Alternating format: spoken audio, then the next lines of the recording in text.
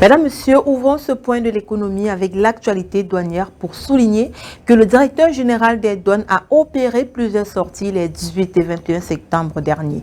Dans la note de service numéro 354 portant rappel de certaines dispositions relatives à l'enlèvement des marchandises, Edwin Fongo Nuvaga met en garde les opérateurs économiques et ou leurs marchandises qui utilisent des manœuvres peu orthodoxes pour procéder à l'enlèvement des marchandises sans achèvement de l'ensemble de la procédure de dédouanement et d'acquittement de la totalité des droits et taxes de douane dus et en violation à la réglementation douanière. Il précise que les auteurs de telles manœuvres sont passibles des peines de l'article 469 du Code des douanes SEMAC, en l'occurrence de confiscation de l'objet de fraude, des moyens de transport et des objets servant à masquer la fraude, ainsi que d'une amende égale ou double de la valeur de l'objet de fraude et d'un emprisonnement pouvant s'élever à 1 mois. Cette sortie vise à mettre un terme à la déperdition de recettes douanières. Dans une autre note de service, en l'occurrence celle numéro 362, signée le 21 septembre 2023, il rappelle aux opérateurs économiques qui sollicitent indûment le bénéfice des avantages tarifaires liés à l'origine préférentielle prévue dans les accords commerciaux signés par le Cameroun que ce service est conditionné par la production aux unités douanières compétentes de la preuve de l'origine des marchandises concernées, notamment le certificat d'origine, le certificat de circulation ou tout autre document en tenant lieu délivré par les autorités habilitées. Il y a aussi le transport direct de la marchandise concernée du pays d'exportation vers le pays d'importation sans emprunt de territoire étranger. Aussi, le patron des douanes camerounaises demande à ses usagers de mettre un terme à cette situation qui est susceptible de porter atteinte aux intérêts du trésor public camerounais. Et dans la note de service numéro 363, signée le 21 septembre, il rappelle certaines dispositions applicables en matière de domiciliation des opérations d'importation et d'exportation suite aux violations de certaines dispositions réglementaires.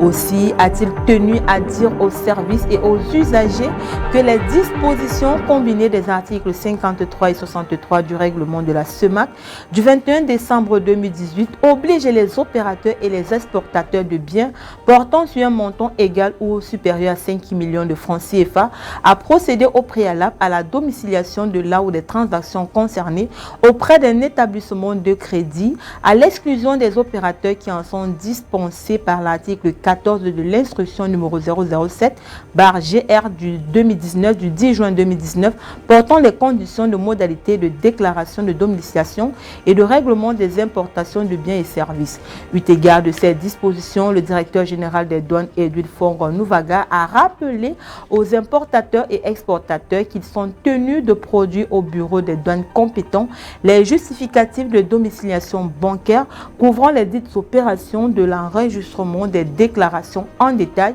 ainsi que les preuves de paiement des fournisseurs et clients le cas échéant. En tout état de cause, Edwin Fongo Nuvaga souligne que le défaut de domiciliation bancaire des opérations d'exportation ou d'importation des biens portant sur un montant égal ou supérieur à 5 millions de francs CFA est puni par une amende de 10% du montant de la transaction concernée, conformément aux dispositions des articles 159 et 160 du règlement susvisé, sans préjudice des autres sanctions administratives prévues par la réglementation en vigueur. Toujours au Cameroun, le ministre de l'Eau et de l'Énergie Gaston Elundou Essomba, accompagné du directeur général de la Kamwata Blaise Moussa, a présidé le 20 septembre 2023 la cérémonie de pose de la première pierre du projet d'approvisionnement en eau potable de 9 villes phase 2 à Maroua. La cérémonie a marqué le début d'une visite de 4 jours dans la région de l'extrême nord. Il faut dire que ce projet comprend la construction de 5 nouveaux forages pour une capacité supplémentaire de 13 000 m3 par jour, la construction d'un réservoir de stockage de 5 000 m3, 2 centrales solaires photovoltaïques d'une capacité de 30 MW pour les villes de Maroua et de Guidère et l'amélioration du réseau de distribution. En plus de la visite à Maroua, le ministre de l'Eau et de l'Énergie et le directeur général de la Kamwata se sont rendus le 21 septembre 2023 à la station de production de Mokolo pour évaluer les efforts de la Kamwata dans la fourniture d'eau potable aux populations de Mokolo, Kossa, Mora et Kolofata. Au Bénin, la Banque mondiale octroie un financement de 230 millions de dollars pour soutenir ses réformes économiques et sa résilience climatique. L'annonce a été faite dans un communiqué signé le 18 septembre 2023 par l'institution financière. Il faut dire que le programme de réforme repose sur 3 piliers. Le premier pilier soutient la mise en place d'un nouveau cadre de partenariat public-privé PPP, la création d'un nouvel écosystème pour le développement des micro, petites et moyennes entreprises et l'amélioration du climat d'investissement. Le deuxième appui des réformes pour stimuler la collecte des recettes nationales en créant un espace fiscal nécessaire à l'investissement public et à la viabilité de la dette. Le troisième pilier cible des réformes destinées à une résilience sociale et climatique accrue à travers notamment une couverture médicale subventionnée aux personnes pauvres, une protection sociale adaptative et un renforcement de la gestion des risques de catastrophe. Selon la Banque mondiale, le Bénin se classe 152e sur 181 pays en matière de vulnérabilité climatique extrême. L'augmentation de la fréquence des inondations a de lourdes conséquences sur la population et le secteur agricole, alors que l'érosion côtière menace plus de 50% de la population vivant dans les régions situées sur le littoral, les infrastructures clés existantes et l'activité économique. En Égypte, le gouvernement a annoncé dans un communiqué publié le 20 septembre dernier la signature d'un contrat d'1 milliard d'euros avec le groupe Rolling Plus for Chemical Industries pour la construction d'une usine de pneumatiques dans le pays.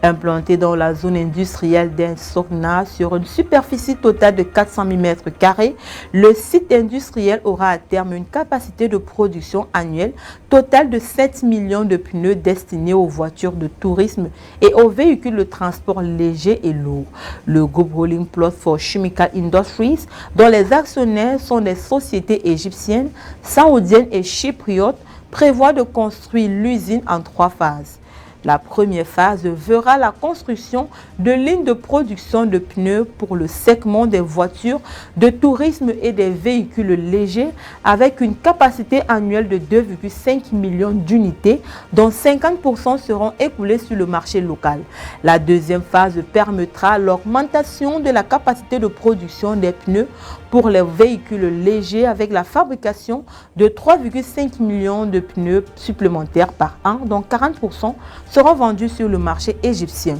Au cours de la troisième phase, la production annuelle passera à 7 millions de pneus grâce à l'ajout d'une ligne de production de pneus pour des poids lourds. Mesdames, Messieurs, clôturons ce point de l'économie avec l'expression du jour. Aujourd'hui, nous parlons de l'accord de partenariat économique. Généralement appelés APE, les accords de partenariat économique en abrégé APE sont des accords commerciaux visant à développer le libre-échange entre l'Union européenne et les pays dits ACP, Afrique, Caraïbes, Pacifique. Il faut dire que les APE suppriment pour les pays ACP les droits de douane à l'entrée sur le marché européen. En revanche, les droits de douane diminuent progressivement au cours de la période de transition dans le cas d'importation depuis l'Europe. Rappelons que les APE font suite aux accords de la Convention de Lomé en 1975 et à l'accord de Cotonou en 2000. C'est tout pour ce point de l'économie. Merci d'avoir été des nôtres. Les programmes se poursuivent sur nos différentes plateformes médias. Bon week-end à tous.